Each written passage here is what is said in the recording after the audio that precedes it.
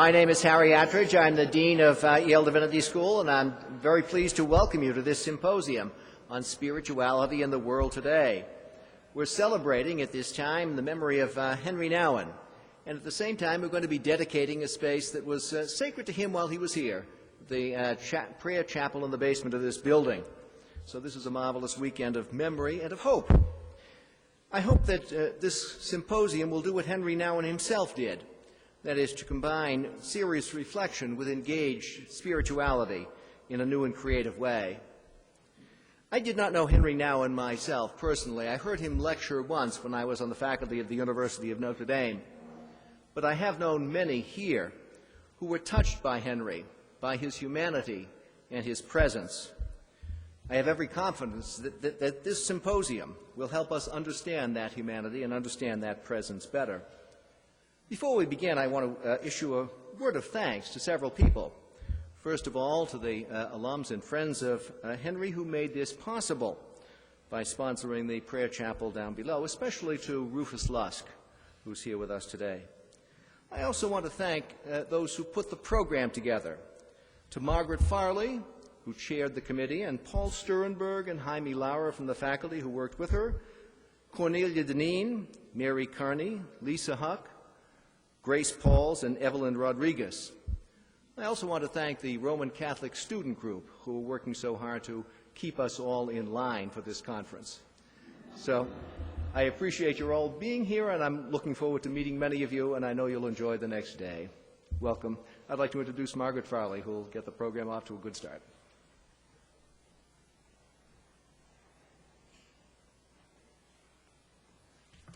Thank you, Harry. As you know, my name is Margaret Farley, and I'm on the ethics faculty here at Yale.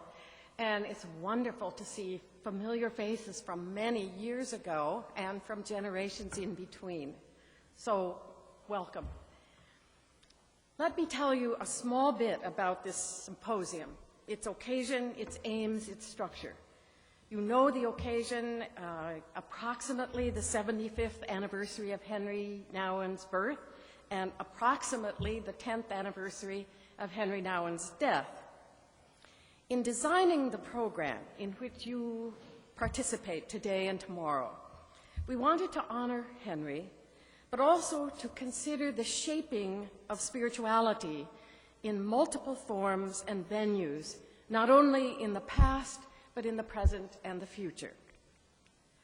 When Henri came to Yale, spirituality was under the shadow of a kind of Protestant skepticism, even suspicion.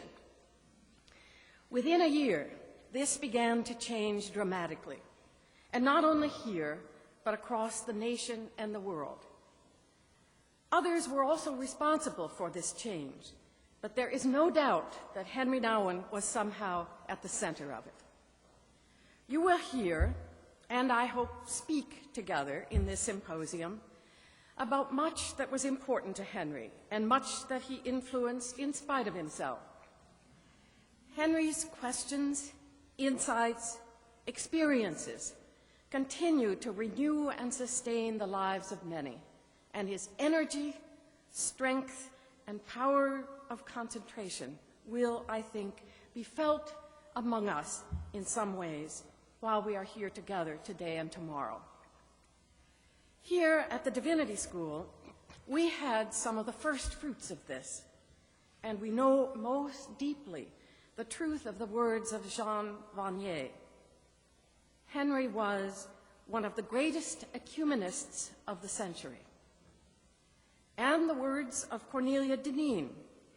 Henri's work creates a new view of what counts as the common good and what it means for experiences of the sacred to be surprisingly democratic, available to all. But let's begin. And we begin with our keynote address this afternoon and then a response to it.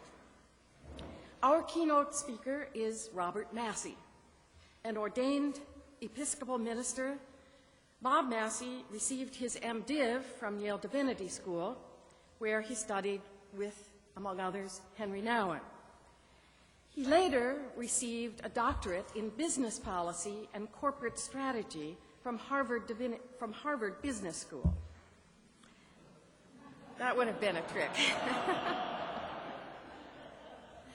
From 1989 to 1986, Bob taught at Harvard Business School, and in 1993, as a senior Fulbright scholar, he served on the faculty of the University of Cape Town's Graduate School of Business. Later, he became executive director of the Coalition for Environmentally Responsible Economies. He was also the founding chair of the Global Reporting Initiative, which is now an independent standard-setting body whose disclosure guidelines are used by nearly 1,000 multinational corporations. Finally, though I have not listed and cannot list all the other terribly interesting and important things Bob has done since he left Yale Divinity School. But finally, Bob's work led directly to the formation of the Investor Network on Climate Risk, an active alliance of 50 pension funds sitting on a total of about $30 trillion that has moved dozens of utilities, companies, banks, and other key industries to assess the financial costs of climate change. The title of his address this afternoon is Immediate Grace, the Urgent Faith of Henri Nouwen. And I, for one, am eager to hear what he has to say. So welcome to Bob Massie.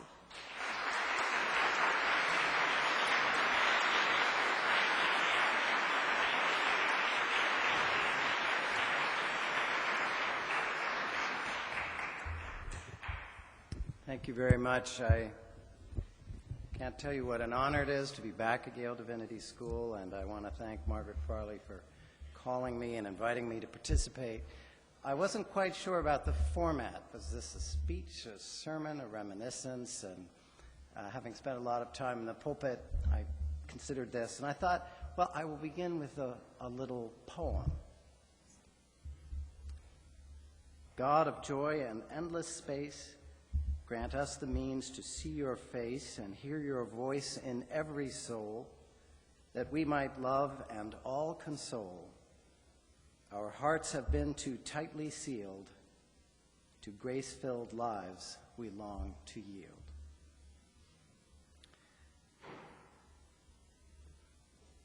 Why did we love Henri Nouwen? And why do we love him still? What was it about this charming, frustrating, enthralling, infuriating, and utterly inspiring human being that so strongly captured our attention and changed our hearts? That's what we're here to explore together in a conversation about our individual and common experiences of what he meant. And I can't tell you how grateful I am that you are all here so that we can share those experiences, because it is a daunting task to try to sum up anything about Henri's life and work. In some ways, Henri Nouwen was a kind of an illusion. He seemed simultaneously to be completely known and completely unknowable. Some people compared Henri to Thomas Merton, about whom it was once said that no thought ever passed through his mind that was not committed to paper. Henri's friend, Parker Palmer, used to tell the joke of someone who called Henri on the telephone and who, when told that Henri was writing a book, said, "Oh, that's all right, I'll wait."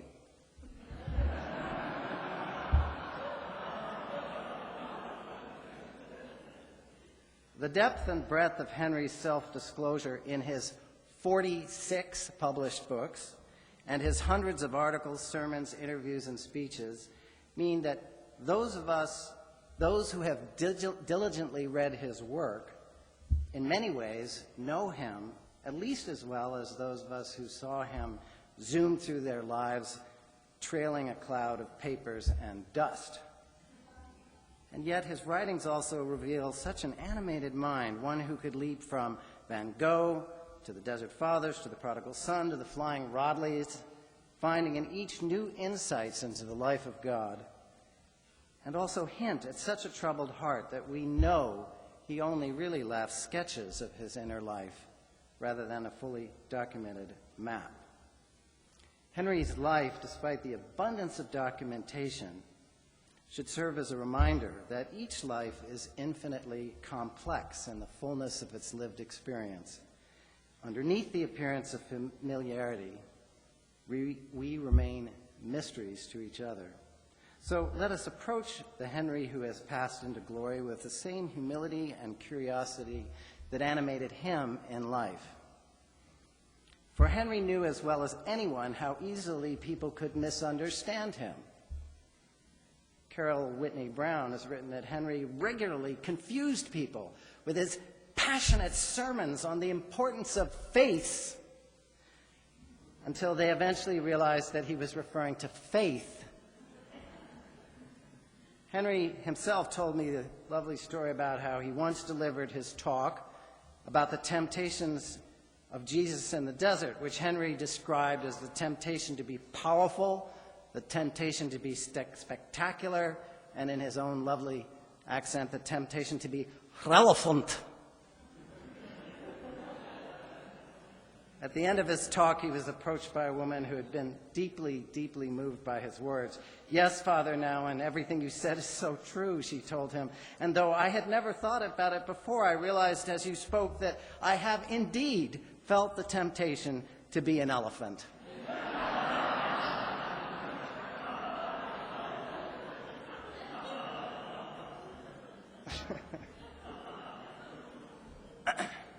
So, in choosing my title, I briefly considered Henri Nouwen, Elephant of Elephants. I also thought of Nouwen then and now.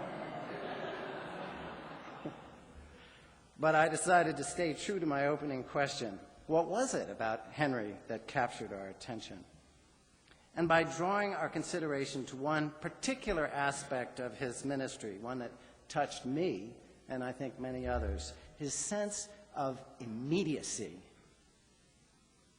This is a man who was brimming with the gospel, even in his misery. He cared so much about trying to communicate what he felt and believed that he could hardly take a breath. He wanted each of us to see and to understand something of the huge healing gift, the shimmering gift of grace that lies at the heart of the Basile to Theou, the realm of God. He wanted each person to receive the mercy that was and is and evermore shall be immediately available to all who can reach through their fears to take a hold of it. By choosing the word immediate, I hope to draw on several of its meanings, beginning with the idea of movement in time, the swift and unbroken transition from past to future. We know that this sense of urgency and immediacy was part of the ministry of Jesus, who is portrayed, especially in the Gospel of Mark, as moving immediately from one incident to another and one event after another. And Henri, whether it was out of love or compulsion, led much of his life at a speed that in retrospect might seem humorous, but at the time could be downright scary for his health and the health of anyone placed next to him or anywhere in his path as he drove screeching out of a driveway. Second, immediate can be understood as unmediated.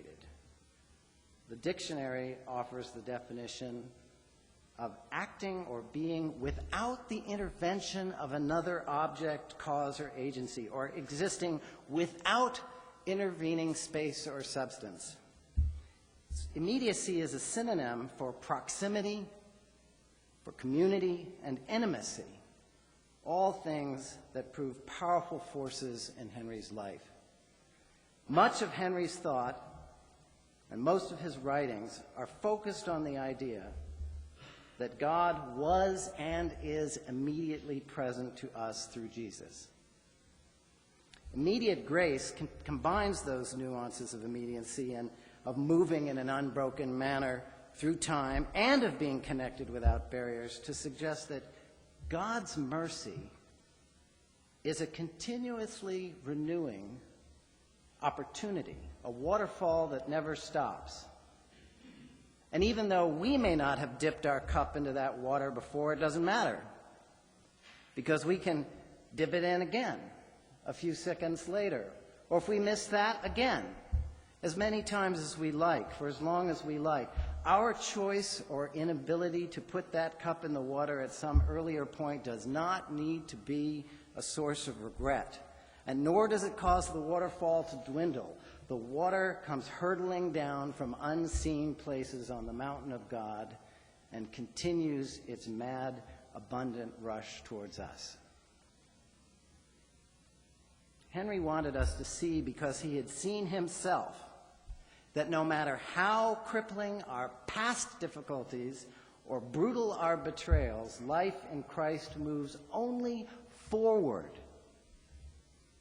as an inexhaustible cascade of new opportunities for mercy and for renewal. And he saw that this reality could be discovered and embraced through the simplest of conduits, through small interactions and plain objects and imperfect people. Henri believed in the holiness of the hidden, in the power of small epiphanies. He saw this as a part of the generosity of God, who, in some manner that defies full expression, places these opportunities for renewal continuously within our reach. To illustrate how Henri introduced people to this idea and how he embodied it, I would like to turn for a moment to my own spiritual and personal circumstances when I arrived at Yale Divinity School 29 years ago in the fall of 1978. I grew up as a nominal Episcopalian. My great-grandfather, the Most Reverend Dr. Robert Kinloch Massie I, had been born in Virginia during the Civil War and become, over the course of his life, an Episcopal priest, a missionary in China, a professor at Virginia Seminary, and eventually dean of Christ Church Cathedral in Lexington, Kentucky. But that rich ecclesial family history touched me barely at all, because his son was a school teacher who died when my father was only a baby. My father grew up under the care of my absolutely incredible grandmother, known as Molly, a woman of extraordinary courage who lived and fought for justice in Kentucky and Tennessee. She was a disciple not so much of Jesus, but of Eleanor Roosevelt, Susan B. Anthony, Margaret Sanger, and the other matron saints of progressivism. But she happily participated in all the services and activities of Church Women United. Once, when my cousin whispered during a service to ask Molly how she could so vigorously be pronouncing the Nicene Creed, Molly said, "Oh, I think it's just lovely. I just don't ever say the first two words, I believe."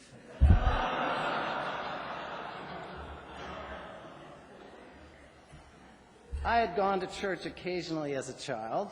Later we moved to Paris, where I attended a French high school, and I decided to join the youth group at the American Church in Paris, both as an act of principled rebellion against my parents' Sunday morning sloth and as a strategy to meet American teenage girls. It was during these youth group meetings that I first examined the words of Jesus, and I expected a long list of pious rigidities, and instead I found cleverness, wisdom, compassion, and a relentless willingness to condemn hypocrisy and yet to heal the hypocrites themselves. Hypocrisy was a very important thing to me as a teenager, since everybody else was so obviously afflicted with it.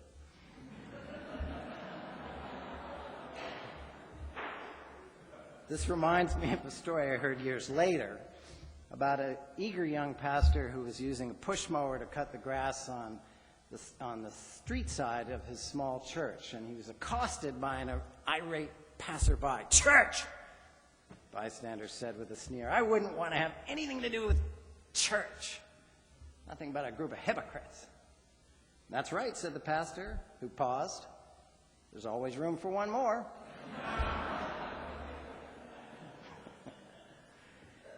In college, I imagined many types of careers, including teaching and politics, and just before my senior year, something extremely embarrassing happened to me. In response to a poorly phrased, almost inchoate plea for God to become part of my life, I experienced, totally unexpectedly, a powerful sensation of the reality of compassion as the heart of the universe. When I tried to talk to my friends about this, their eyes were very polite, but their faces blanched a bit. I sat through my senior year wondering where I could go to find a community where I could talk about this bizarre but enduring sense of closeness and gratitude to God. I applied to Yale because the youth minister at the American Church in Paris had gone to Yale, and that's the only place I could think of. I figured if it didn't work out, I could go to the management school or the law school. I often cite this to younger people as an example of how God allows us sometimes to back into what turn out to be some of our most important commitments. So I arrived in September 1978 at the age of 22. I was a young man for whom Christianity had been a vague cultural tradition, who had then had my own powerful variety of religious experience, and I arrived at Yale looking to give sense and substance to my faith, whatever it was. And it was thrilling to set sail in new directions with so many warm companions. Listening to my first professors, I became nearly drunk with joy at being introduced to so many new vistas of ideas. But I also quickly discovered the paradox of divinity school, and in some sense of modern Christianity itself, which is that the more I learned, the farther away from some aspects of my faith I drifted. Between the first century world of Jesus and the 20th century world of New Haven, the natural flow of intellectual tides had laid down a great many strata and tiers of sediment. Though in geological time, the 80 generations that separate us from Jesus are barely a heartbeat away, it can appear to a new student that humanity had inadvertently buried Jesus under about 100 layers of rock and mud. I had a lot of energy at that time, and I thought, well, that's all right. I'll just dig him out myself. But it's a daunting task. A new student, for example, begins with trying to make his or her way through 800,000 words in the Bible, which includes the ancient, mesmerizing beauty and antiquity of Hebrew Scripture. Even crossing into the New Testament texts and period, one runs directly into 2,000 years of brilliant interpretations, sustained debates, soaring and slumbering sermons, ferociously articulate and mutually exclusive forms of piety, mystical imagery, canonical pronouncements, and painstaking scholarship crafted in hundreds of languages by hundreds of thousands of fallible human beings, most of them men. As we all headed out into this landscape, every student at YDS benefited from brilliant and compassionate trail guides on the faculty who could help us pick our way along the paths that others had left, and who could point out the formation and accretions of the centuries. I still remember several magnificent breakthrough moments for me in the courses I took with Margaret Farley, when suddenly words that had seemed dry and incomprehensible erupted into life and clamored for me urgently to engage them. Yet everywhere I looked, we saw more and more layers and barriers and walls and structures and complexity and arguments and ecclesiology and eschatology and soteriology. And 22, it was confusing. It was a thrilling experience for the mind, but I know I wasn't alone when I longed to hear from someone who could help me pass through those layers and put my hand in the hand of the man from Galilee. I wanted to understand Jesus, but I also wanted to meet him. Like the old hymn that had been given new attention in Godspell, day by day, oh dear Lord, three things I pray: to see thee more clearly, to love thee more dearly, to follow thee more nearly, day by day. I wrote a somewhat less elegant song myself in September 1978 called the TalkingYDS Blues, in which I commented about my perplexity. The song starts off with a description of the weekend for new students that was held at Killam's Point. I don't know if you still do that, but it had a big effect on me. It's where I actually met Henri for the first time. And it continues with the following lament. Now, you have to imagine a kind of guitar thumping along with spoken words on top. And so, well, Sunday came and we had to go. I said, that was fun, but I don't know. Up ahead is orientation. I've got to choose my education. OT, New T, Hebrew, Greek. I mean, how many things do I have to speak? 1 million courses and 1 million teachers. It will take forever to become a preacher. Henri was a scholar, fascinated by intellectual ideas, eager to design courses that expanded our thinking. But what struck me, and so many others, was his unusual ability to sense the kernel of the gospel underneath whatever number of layers it might be buried. In this sense, he reminded me, as I'm sure he reminds you, of The Princess and the Pea. A prince, from Hans Christian Andersen's story, a prince is looking for someone to marry, and this person must be a real princess, which they interpret as someone who's supremely physically sensitive.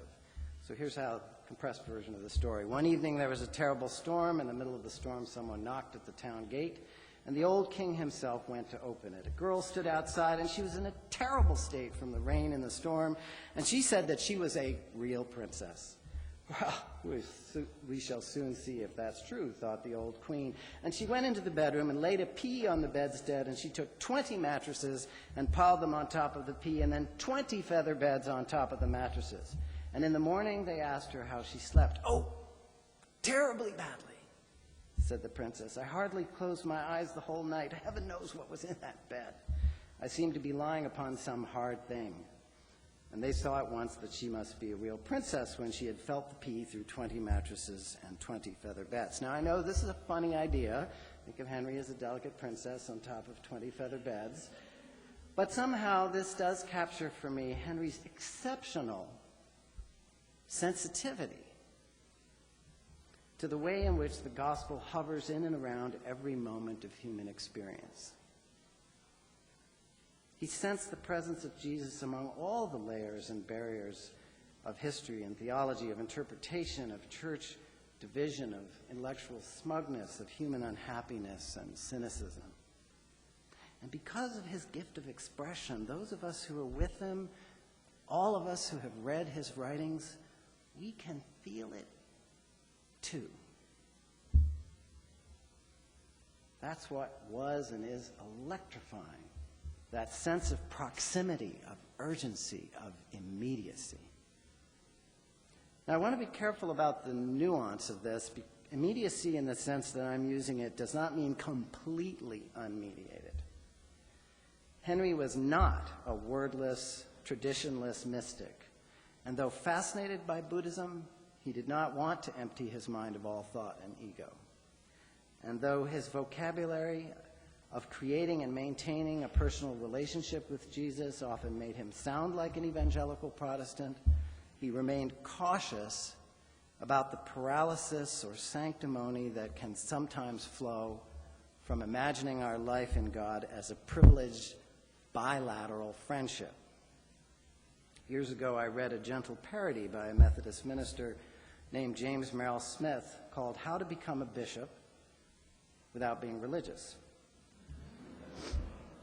He recommended, among other things, the frequent singing of the most important hymn in Christendom, I Come to the Garden Alone, written by Austin Miles in 1912. It is the most important hymn, he argued, because it emphasizes the most important person in the relationship between the believer and Jesus, that is, the believer. And he walks with me, and he talks with me, and he tells me that I am his own. And the joy we share while we tarry there, none other has ever known. Immediate grace brings one not into an exclusivist relationship with God, where one can blissfully and ignorantly slide along, content with one's salvation.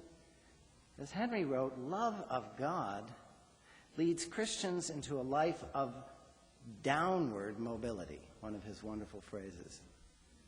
into an expanding relationship of humility and compassion and service towards others.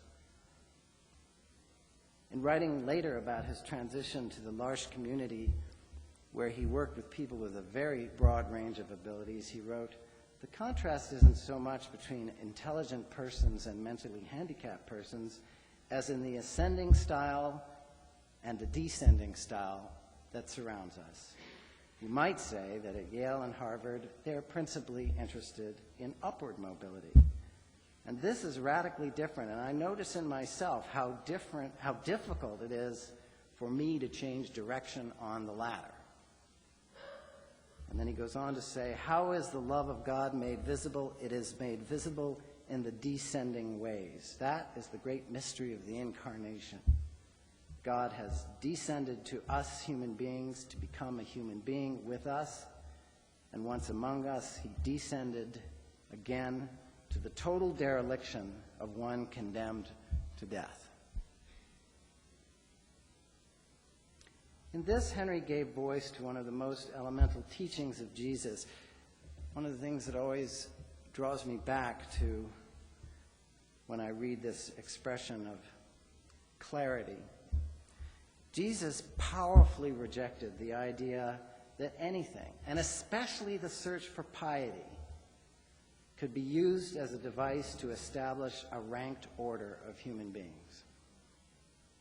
His fury at the idea that people could use their love of God as an excuse to punish and exclude their neighbors jumps out of the Bible like one of Harry Potter's howling red letters and comes tearing after us in every generation.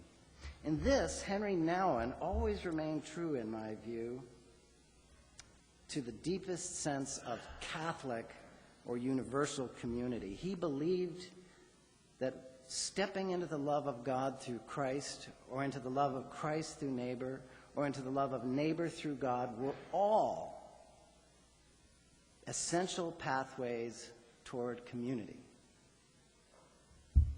Though he began his ordained life as a conventional priest, content with all the restrictions on participation and identity that define Roman practice, Henri let more and more and more of those go as he practiced an increasingly deep ecumenism that honored every soul as connected to God.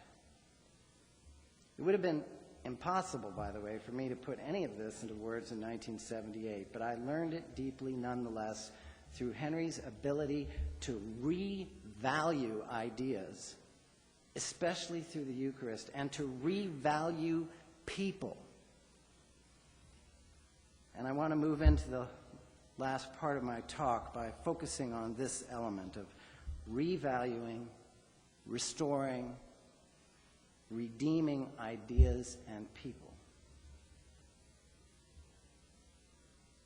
I don't remember how I first came to attend Henri's daily Eucharist. I think Henri invited me himself after the first week of school. I didn't really know what to expect because, as peculiar as this may sound, my first Eucharist with Henri was only the second Catholic Mass I'd ever attended in my life. I grew up in a little town on the Hudson River in New York, and there was a modern-looking Catholic church, a round concrete structure with a very small number of windows, directly across the street from St. Barnabas Episcopal Church. I had Catholic friends at public school, but I had no real idea what Catholics believed or did inside their windowless church. In his daily Eucharist, Henri deliberately slowed everything down. Henri sometimes came in late. He'd cross the small space with a few long steps, and he'd swiftly flip a stole over his neck, and he'd take a seat. And as we waited in silence, we could almost hear each other's racing inner flywheels starting to spin down. Henri would sit there, and one could see that it took him a few minutes for the nagging gremlins of his day to release their hold on him. And as they did, the silence and stillness would grow. And then Henri would speak the opening words of the liturgy and share a short collect, and then he would scoop up his open Bible from his lap and hand it to someone sitting near it. he would trace with his long finger the exact segment he wanted read aloud. Henri, at the end, would take the Bible back and read the gospel himself. His style took some getting used to. He read unbelievably slowly.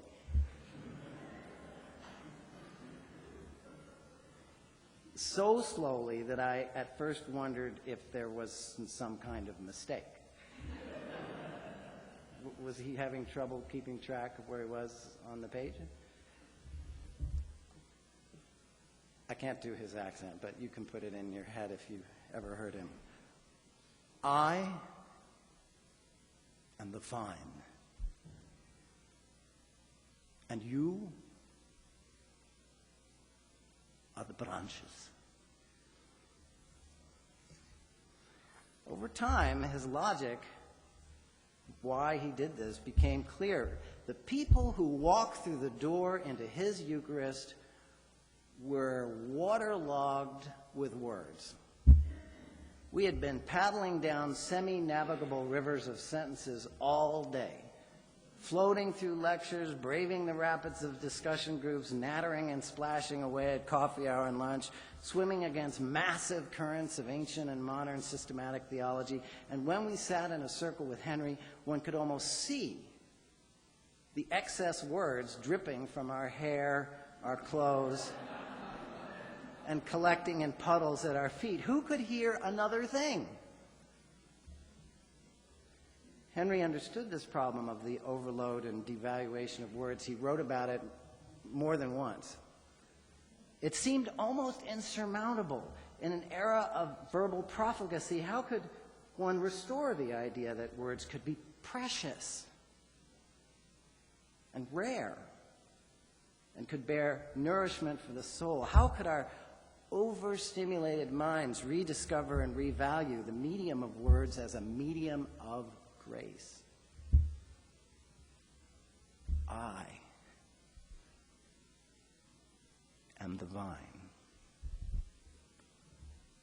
and you are the branches. Henri brought the words before us so slowly that listening to them required us to stop. And stopping changes the way you hear things, and changed the way we listened to Henri's attempt to interpret what we had heard. Now, much has been written about Henri's style of preaching, and certainly no one who ever experienced it will forget it easily. In speaking about the gospel and telling about Jesus, Henri became more than Henri. In the setting of the quiet evening Eucharist, he always started slowly, but eventually his passion and his intensity took over, and he used every tool at his disposal, his face, his fingers, his hands, his arms, all of his body rising up on his toes, everything he had to try to communicate what he was saying. He drew from every aspect of his life, every emotion and past experience, every ounce of accrued wisdom. That doesn't mean he was necessarily loud, although he could be. Or that he was automatically successful in sensing what the congregation could hear, although he often was. It meant that he cared so much that once he opened his mouth, there was just no going back. In watching Henri pour every fiber of his being into preaching, I think we gained insight into how the Spirit of Christ could even now, for a few moments, continue to transform the Word into flesh. And I don't think it's blasphemous to say that we had new insight into the phrase, "He spoke as one with authority." In the darkening shade of those chapel gatherings, however, and in his preaching or public talks, Henri relentlessly pursued his mission, a mission that included his desire to present the words and stories of the gospel so that people could hear them in new ways. He would take verses that people thought they already knew, parables they thought they fully understood, doctrines they thought they had conclusively rejected. And he would bring them back before us, and he would ask us to look again and to listen again so that we might catch sight of what he knew we were all longing for, our own forgiveness and redemption. In his writings, Henri often wondered how it was possible to inspire people who had rejected the Christian language of faith, who were simply bored and uninterested by it. He privately worried that for many people, including some of his closest friends and family members, he would never, ever, ever be able to break through. But when he spoke, he didn't show those fears. He reached for anything and everything that might revive his listeners' openness, restore a glimmer of hope, and give them a flash of a new way of freedom. As we moved through the prayers and into the consecration of the bread and wine, I often witnessed a gentle and holy transformation. Henri used the simplest chalice and paten he could find, often pieces of pottery given to him by friends. As he laid the bread down, recounted the familiar words, on the night he was betrayed, Jesus took bread, blessed it, broke the bread, gave it to his friends. He always said friends, with the words, "Take, eat, this is my body, do this for the remembrance of me." I could feel a shift in the room, as though the air pressure or the lighting had imperceptibly been altered. Somehow, we were making a transition from the memorialization of something that had happened then to sharing in something that was happening now. The unity, the tenderness, the sadness, the hope that had filled the upper room in Jerusalem filled our room. The ability of life in God to overcome the power of death suddenly seemed infinitely more plausible than the hiccuping awkwardness with which our modern world denies mortality. Suddenly, Henri's words, such as, "The Eucharist is the sacrament of love, given to us as the means of finding the descending way of Jesus in our hearts," didn't seem abstract. It seemed as real as the skin on our own bones. And this was not something that Henri was doing himself. It was the Spirit moving in our midst, as the Spirit has moved through millions of Eucharistic celebrations. Somehow the barrier between God's glowing universe and the noisy, puffed-up world of power on our planet seemed to grow thin, effaced, as it were, ready to be stretched and opened so that new things could be born. I can remember more than once reaching up and touching the air in wonder, fascinated by the sensation that any tiny movement of my fingers might inadvertently open up a small hole in the tissue-like fabric that separated us from the realm of God. In this sense, the immediacy of the world of grace felt utterly physical. Sharing the bread and wine in such a setting meant that all the pleasant claims we make about how each of us is precious, how we should love one another, how our separate weakness could form a body of strength, how our contrition could lead to forgiveness and thus healing, somehow all of this became not only possible, but vitally necessary. And as the Eucharist reached its end, we felt imbued with two new forms of strength. First, gratitude for having been given a glimpse of another reality, and strength to try to live what Henri always called the Eucharistic life. Why did I come to love Henri Nouwen? Because he had such courage, despite his fears and flaws.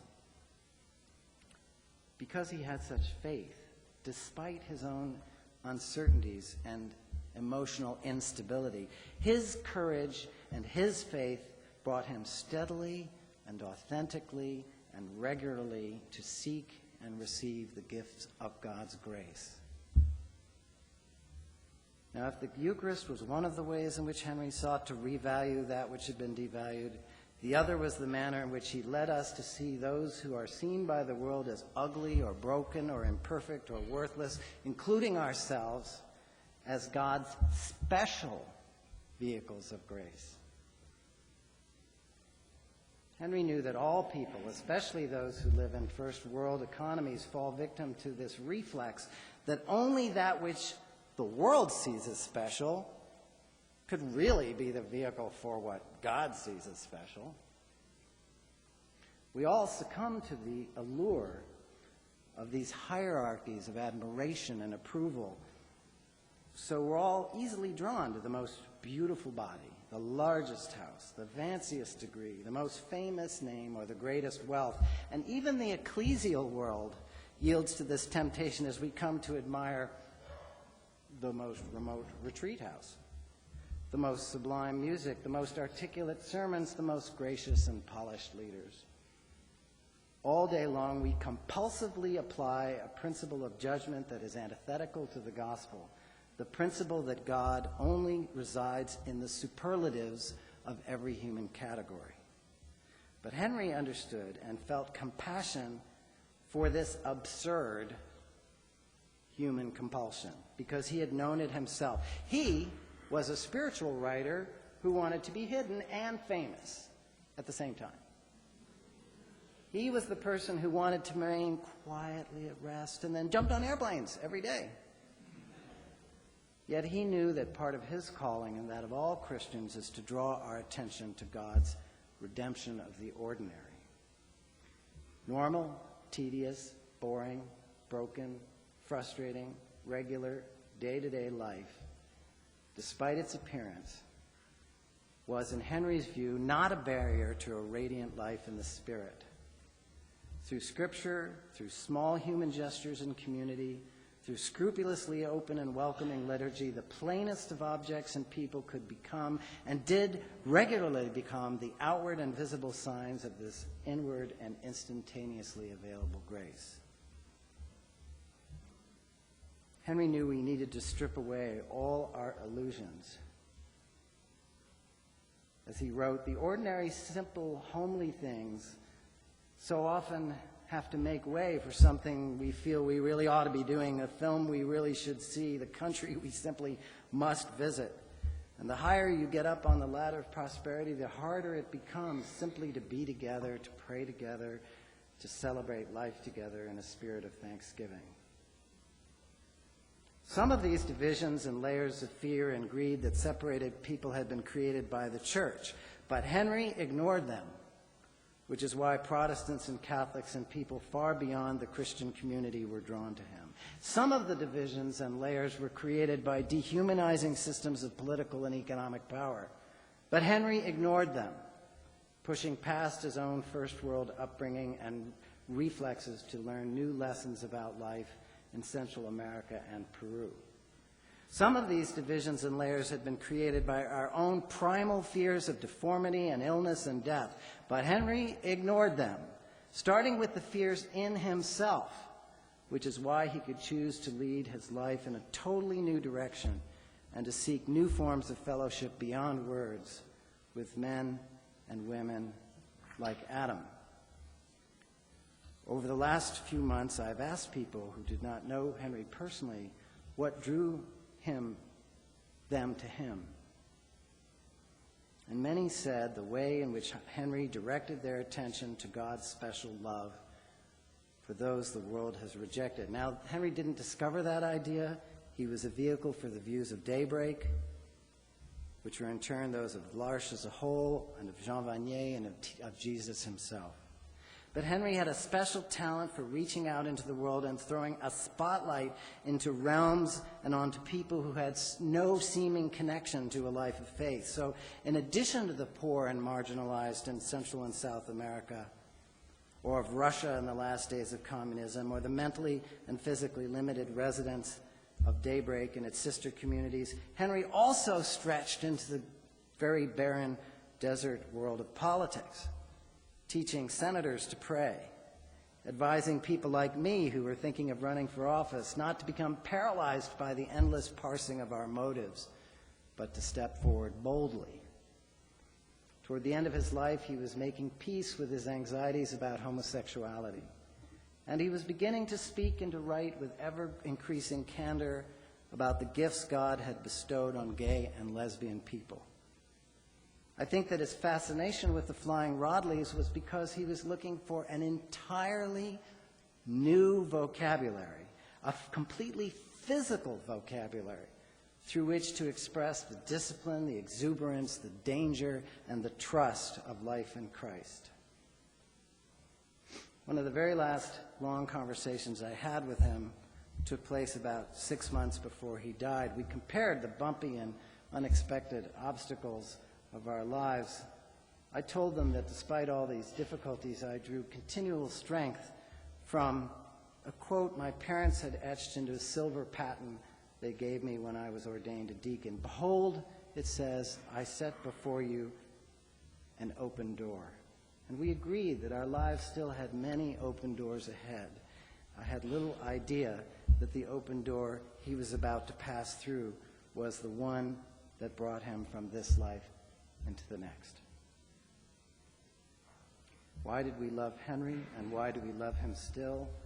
Because through Henri, despite his failings and because of his failings, we could see flashes of the Christ, not a faraway Christ from some other century or universe, but a Christ who is as near and real and undramatic and yet miraculous as the dirt under our feet or the air in our lungs. A Christ who's powerful and tender, full of mercy and steadfast love. In his earthly ministry, Jesus lifted people who had fallen to his feet in brokenness and shame. He restored people to the communities from which they'd been rejected. And Jesus knew that when he left, others would have to carry on his ministry. In the 80 generations that have followed Jesus, many people have arisen who somehow, through their own fidelity and God's mercy, stepped around or through their towering flaws to become instruments of forgiveness. It is a continuous chain of people, each stepping up in their own moment of time. Years ago in this very space, I attended the funeral of the magnificent religious historian Sidney Alstrom, and I heard the great funeral oration by his friend, theologian George Lindbeck. Lindbeck began his sermon with words that have echoed through my life ever since, speaking right there. "We are here today," he said, "to do for Sidney what others will do for us, each in our own time and place."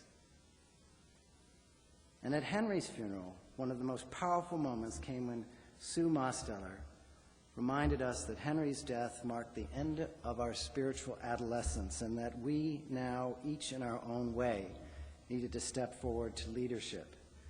Leadership that we might not want, for which we might not feel prepared, but to which we were called. In the mystery of God's economy, those who have guided our hands to receive grace are frequently unaware that they've done so, even as we, in turn, often remain unwitting of those to whom we have passed on a gift. Though Henri was ferociously, sometimes dangerously burdened by his own fears and failings, God also graced him with the awareness that the Spirit was moving through him. He understood the brevity of every life, including his own. His sense of urgency was both gift and scourge. Yet in looking back at his life and looking out through the world that he left, we are able to see something that Henri himself could not see. We can see that the great struggle that Henri fought inside himself ended well. The scales that tilted back and forth in his own heart about his needs and his gifts came down finally on the side of his massive generosity to others. The fears he carried his whole life of whether he would ultimately be able to open people's hearts to God's immediate grace and whether he would be able to receive it himself have been shown to be baseless. And his courage in sharing his inner struggle allows us and presses us to recognize our own capacity and responsibility. If he had hidden his inner life, we might have thought of him as marvelous but inhuman, worthy of praise but impossible to imitate. Instead, we know that as givers or receivers, we all share the longing and the urgency for the newness of life, for recreation, restoration, reconciliation, and rebirth. Henri has passed the cup to us permanently. We are now the ones who are asked to reach out to those around us,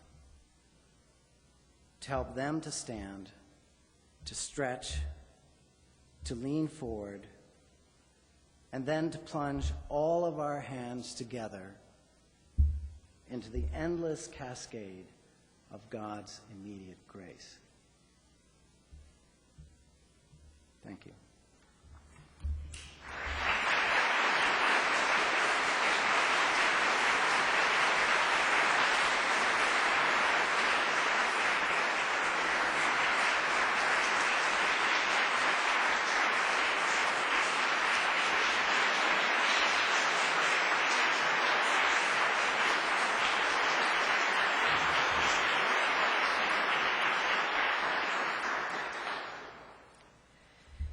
Thank you, Bob. The applause thanks you. You have done what we hoped you would do, which is to introduce Henri to those of new generations who have not met him or even read his writings, but also to render Henri present again to those here who did know him and who continue to learn from him through his writings and through their memories. And to go beyond that, to give us your own wisdom and your own inspiration and challenge. Thank you, Bob.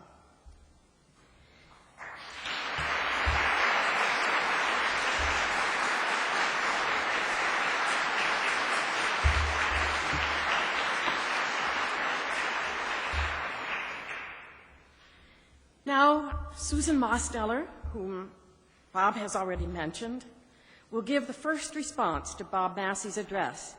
I'm not sure we'll have time later for the rest of you to respond here in this plenary session, but you'll have plenty of time as we go forth and participate in other parts of the symposium. Sue Mosteller is a sister of St. Joseph of Toronto and has been a teacher in Ontario and British Columbia schools. For the past 30 years, she has lived in the L'Arche Daybreak community in Toronto. During these years, she worked with Jean Vanier for the life and growth of L'Arche worldwide.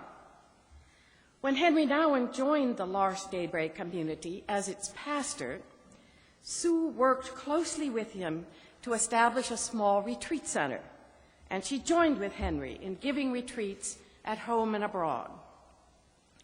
She is the author of 3 books, one about Jean Vanier and Mother Teresa, another about the gift of individuals, and her most recent book, published in 2006, entitled Light Through the Crack, Life After Loss.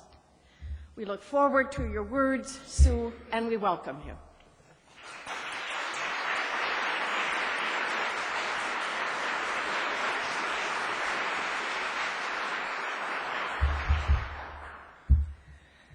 I want to say that when Bob sent me his speech so that I could prepare a response, I read it and I burst out crying. And I think I haven't grieved Henri. I mean, I grieved Henri's loss after he died for quite a long time, and then life has gone on. But suddenly I was just overwhelmed with this grief again because of the passion that I remember about Henri. And the sort of the saving grace of all that was this whole sense of immediate grace. So I lived it in a whole different way because that passion was given, and I know it. It's there. It's still there. The passion of the Spirit is still there. And it comes through, not just in what you're saying about Henri, but in just the way you present the whole thing.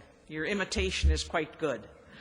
So, and I wanted to just say that for several years, Henri and I lived with others in this little retreat center, and we would get up early in the morning to pray, and then we would have breakfast together. And it was that for me is kind of the big memory, because it was so great to have breakfast with Henri, because he had so many things that he wanted to talk about. And he was so interested in everything, and who he saw the day before, and what he did the night before, and then why he didn't sleep, because he was thinking about this and how it connected with that. And I just love those things. And the good thing was that I'm sort of introverted, and he's just out there. And so he just would tell it all, and I'd be trying to process it. And then he'd get up, and he'd zoom out to work.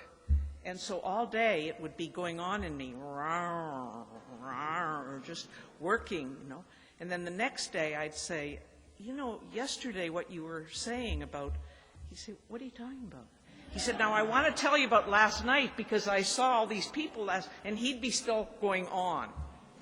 And for that reason I can say that you captured him perfectly when you used these words, charming, frustrating, enthralling, infuriating, and inspiring. One day, I was trying to tell him what I had done the night before, and he said, oh, I got to go to work, and he got up right in the middle of my sentence and left.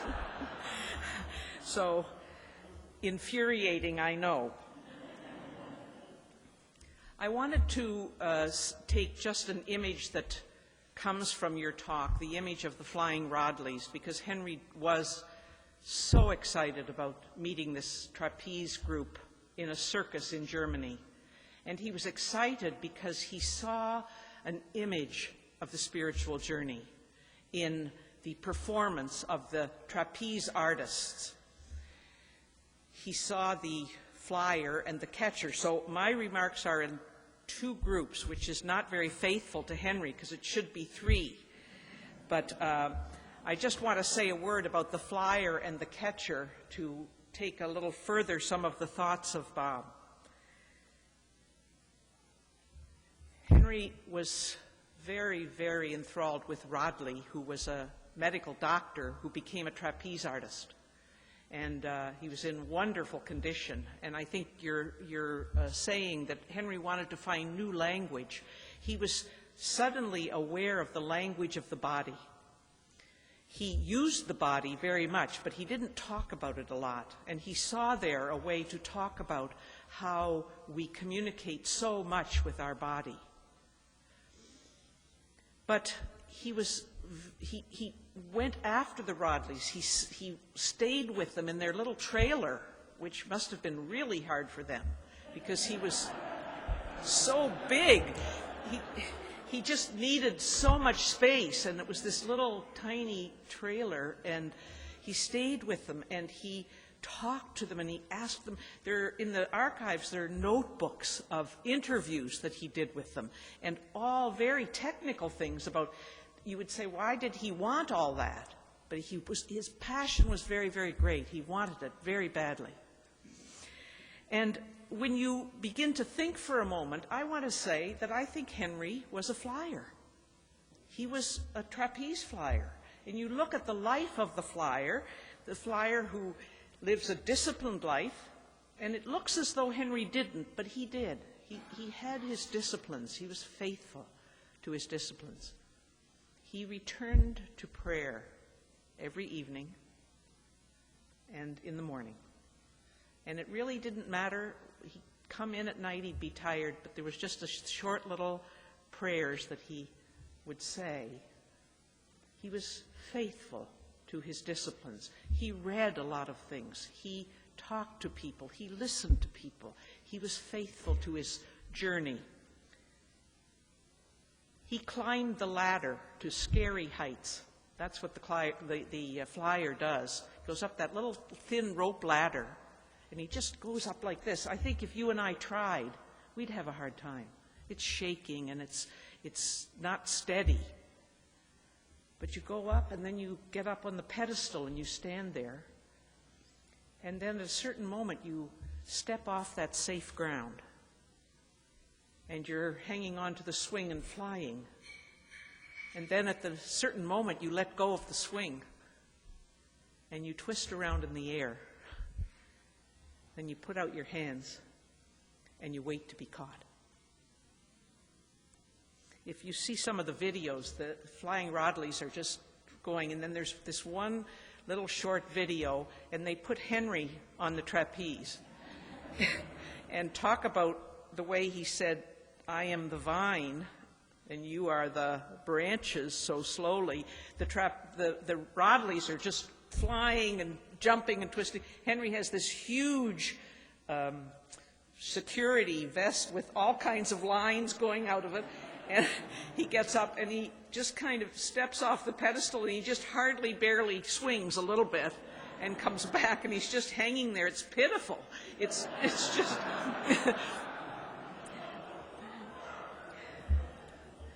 But he, in his life, was flying. He, in his ministry, was passionate, with the passion of the flyer, swinging and often in territory that you and I would find fearful. I have seen him walk into situations of great pain that I would be afraid to approach. A call that someone had committed suicide, and he would go right away, he would be there. A call that someone was lost, and he would be there. A call that someone was dying, and he just wanted to go right in the room. His very first visit to Daybreak, one of the disabled people of Daybreak was hit by a car while Henri was staying with us as a visit. We had not asked him to come and live with us. He was writing. He wanted to be quiet. And Raymond happened to cross the street at the wrong moment, and he was hit by a car. He went to the hospital. He was in intensive care, and we thought he would die. We went, of course, to the hospital, and Raymond's family were not happy because it was our fault, and they asked us not to come to the hospital. And Raymond had lived with us for 8 years, and we were devastated. So we gathered in the chapel, and Henri came, and as soon as he heard what happened, he said, "Find me a car." And he went straight to the hospital, and he went right to the father, and he said, "How can I help you? I'm a priest. What can I do?" And the father said, "My son is dying." Henri said, "Have you blessed your son?" The father said, "No." He said, "Well, you must bless your son." And the father said, "I don't know how to do that." And Henri said, "I'll show you." He said, "You want to, if your son is going to go to God, you want him to go to God with the blessing of his father. Just as all through the Old Testament, the fathers blessed their sons. And they said good things. And they were sent out with a blessing." So he said, "Let's go." And they went into the intensive care, and the father was just weeping. And he put his hands on Raymond's head, and Henri said, "Now, tell him why you love him. Tell him that if God wants him, he can go." And he just prompted him for about 5 minutes, 7 minutes. Father could hardly speak. And they came out of that intensive care, and Henri was just sitting with his hand on his back. And suddenly the father looked at him and he said, "Where did you come from?" And Henri said, "I came from Daybreak." And so they talked for a few minutes. And as Henri was leaving, he said, "I'll come back tomorrow." And the father said, "Tell the people of Daybreak that we want them to come and visit." But situations that were difficult, he let go of the traditional safety nets, and he walked into situations. Sometimes he fell down as flyers do, but so often he performed in the Spirit of God. He did that, I think, at the same time as he lived a lot of anxiety and fear. I think the big issues for the flyer are fear and trust. I was reading a book by Sam Keen, and he, at the age of 61, decided to become a trapeze artist. And so he says, by the time I finished my warm-up and climbed to the pedestal, a tide of adrenaline coursed through my system and turned my body into a high-tension wire. My fear was raw and brutal. A thundering herd of terrors stampeded through my being and through the canyons and plains of my body. My heart beat wildly, my chest constricted, and my breath came in rapid, shallow bursts, my eyes flitting in every direction, trying to identify the source of the threat, and my legs shook. The voices in my head said, I am afraid of high places, afraid of falling, afraid of getting hurt. I looked into the void, and an urgent voice warned me, get out of here. Get back on solid ground before something terrible happens. But at the last minute, always at the last minute, something in me refused to flee. And I repeated the advice of the Persian poet Rumi, do not go the way fear bids you. Henri had many fears.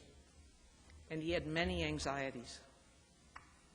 And somehow he heeded that advice. He did not go the way fear bid him. So I want to say that he did, I would say, become a flyer. And I simply want to ask us the question, because it's not all about Henri, it's about us. And that too, Bob, you did that so well. You tell us all the beautiful things, but you can see that it's gone into your heart and spirit, and that you yourself are living now your unique vocation and taking what you need to do and going further with it. And I simply want us to ponder the question, are we called to be flyers? Or how are each one of us called to be flyers? Where are we invited to go beyond our fear, and where are we hiding? And are we going to let our passion for God and our love for one another, are we going to let it be seen? And are we going to speak it and find ways to communicate it? Are we going to push through the fear of the differences that we experience between us and realize that those differences are not problems but gifts? And will we gradually welcome those differences? Because today we are demonizing the ones who are different. And we are all brothers and sisters in the human family. So I'm simply suggesting that each of us also, as we live this day, we can be re-inspired in our own vocation. And we all know those places, where we're hiding and where we're holding back our emotional support and where we're frightened of the other and where we don't quite know how to go forward. And what pushes us forward is passion and love. And that passion and love, the seeds of it are in our hearts. So we want to try to do it. The Sam Keen says, he says, the practice of the trapeze has acquainted me with many unholy ghosts that hide in the dark regions of my psyche. I am afraid of failure. I am afraid of what others will think of me. I am afraid I will embarrass myself. I'm afraid I'll lose control. I'm afraid that I cannot trust you. I'm afraid I will be abandoned if I don't measure up to your expectations. Perhaps you and I can identify with those things. And then listen to the poet Rumi, who says, "Do not go the way that fear bids you." I think Henri also became a catcher, and Henri has copious notes about the catchers in the Trapeze Act. The catcher is a very hidden person. He's also climbing the ladder, but he's hidden in terms of the act. But what Rodley told Henri was, and Henri was very impressed with that, he said the real hero is the catcher. And there's no act without the catcher. The catcher is upside down on his swing in the top of the tent. I just can hardly imagine it. How do you orient yourself way up there, and then this 200-pound massive body that's twisting and coming at you, and you take the full weight of that and catch it. And that weight is a human being, so you have to trust yourself enough to catch another human being.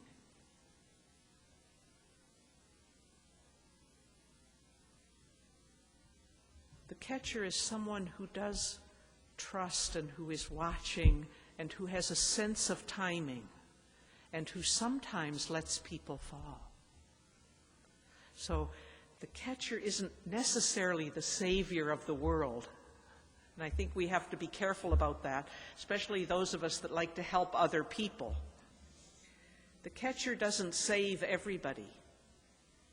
I was fortunate to be able to go to the meetings of the trapeze artists. Right after their act, they have a meeting.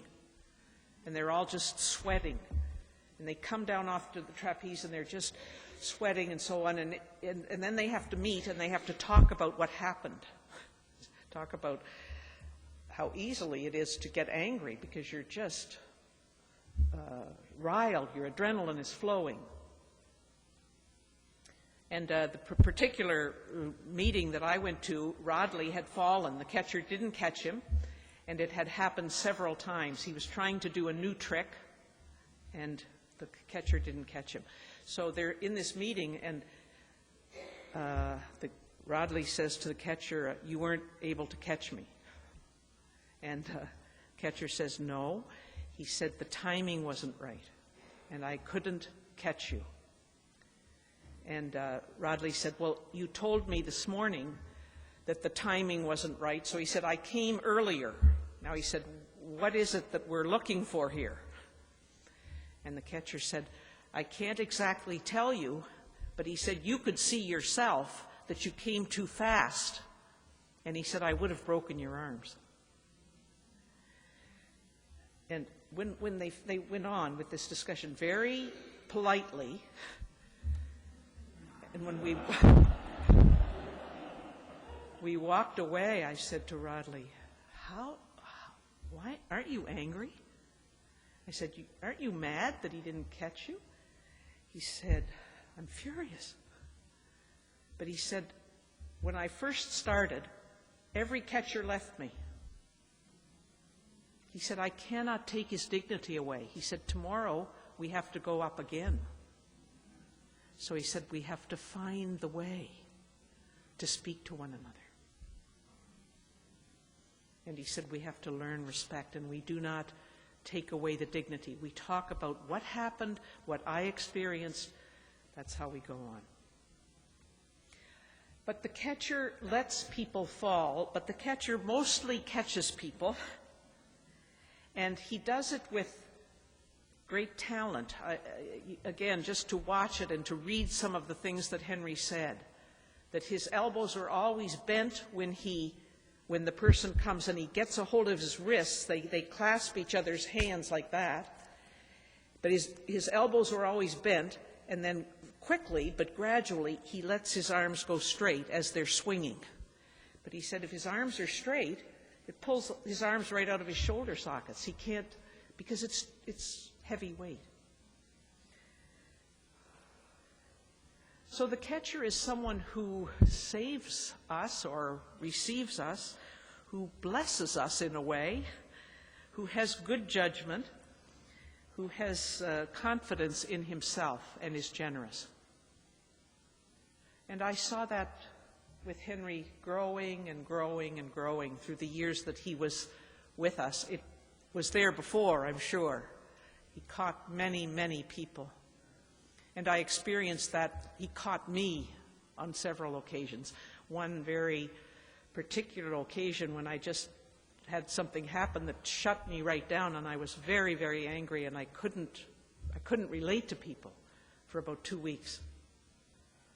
And finally he came and he said, you know, I think you should try to talk to somebody. And I said, I'm not going to talk to anybody. There's nobody to talk to. Nobody understands. So then next day he said, I really think you should try to find somebody that you could talk to, because he said, you're not doing well. And I said, who do you think I could talk to? I said, who would listen and who would understand? He said, well, you could talk to me. And so I said, okay. I said, I'll talk to you. But I said, don't you dare get up in the middle and say you have another appointment.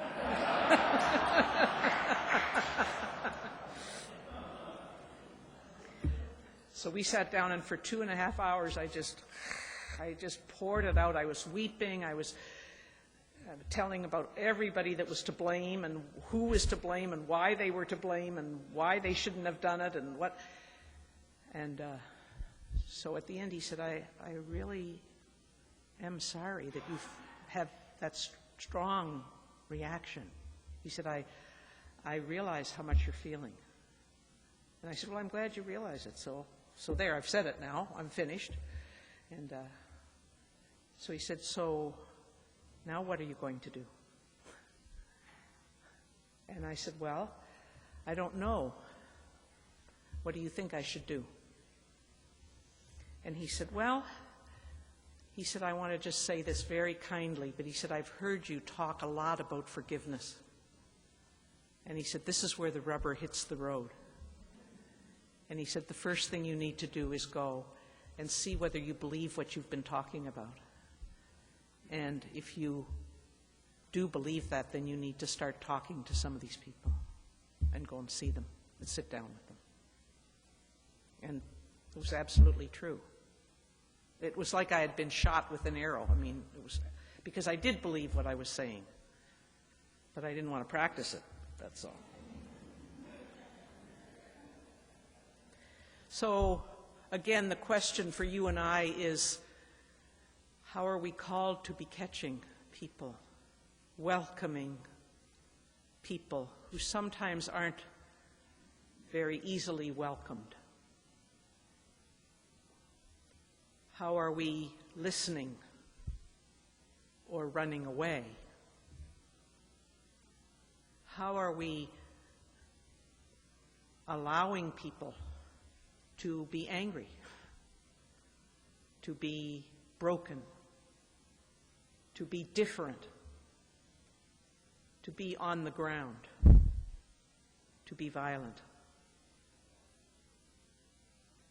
And what can be our response? And my sense is that, Robert, you've set such a good context for us to live these days so that we also, who are charming people and enthralling people and inspirational people, that we also can continue to grow, and that we also can examine in the context of what we're listening to, what does it mean for me? And how am I called, in my particular circumstances, to be a follower of Jesus with life, love, and passion?